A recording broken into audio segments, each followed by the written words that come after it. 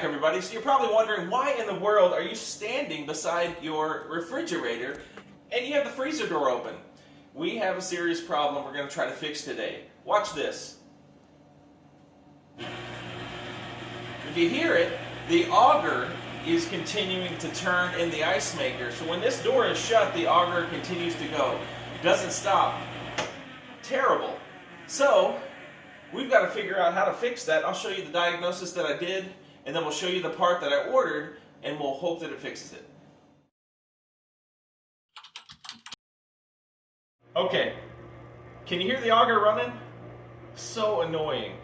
What we've done, we've actually taken this entire control panel off. We've even taken the lever here that lets the ice fall out. We've taken it all completely out, thinking that the problem was within the controls unit here. It is not. It still continues to run when all of this has been removed. So that tells us we've got another problem inside the freezer. So let's look closer. So if you look inside here, I've removed the cover. That's the ice maker in the back. And the auger that pushes the ice out through the door is located there. And you'll watch whenever I push the button that closes, or that actually closes whenever the door is shut, it then gets the auger moving. And so if we've taken out all of the control surfaces here, the only thing left to do is replace the main computer board on this Frigidaire. That's located underneath the front panel, and we're going to show you how to do that now. A few moments later. Alright, so in order to get started on the repair, I'm going to pull the refrigerator out, and with the help of a buddy, I'm going to tip it back, and I'm going to set it on some blocks. And the blocks are going to be in the front, so it's tipped up, because I know that that control panel is right in the front. I'm going to unplug it from the power. And then in this particular model, it uses a 1/4 inch socket. And so I'll use that. There's one bolt that holds the main control board to the bottom of the refrigerator. We'll take that out. We'll take a quick picture of how those connections are made, and then we'll replicate that on the new board. So inside the box is the part that I think is going to fix the problem that we had. And you'll see it actually is the brains of the refrigerator. So if you look closely, there are several connectors, and those are corresponding to the exact same connectors on the one we're going to remove. From what I read, this is an updated software, an updated version also of this circuit board, so hopefully that fixes it. There were no videos that I could find online that showed this specific problem and this being the remedy, so we're really hopeful that this is going to work. We've tried everything else.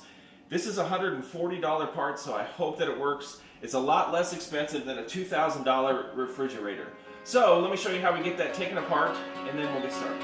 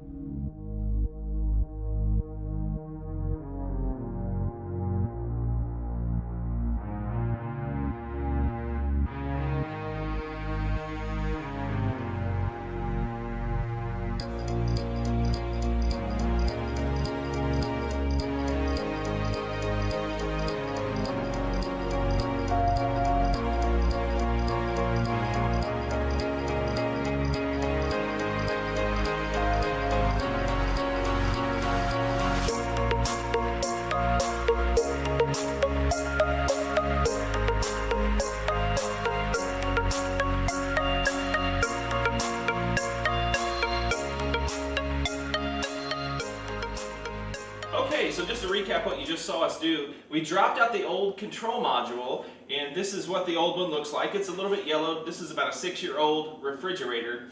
We replaced it like for like on the plugs with the brand new one that I ordered, and take a listen. There's no auger. That fixed it.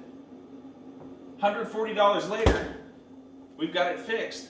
We don't need to go out and buy another refrigerator. We just saved ourselves a few $1,000s. Thanks a lot for watching. We'll see you again soon.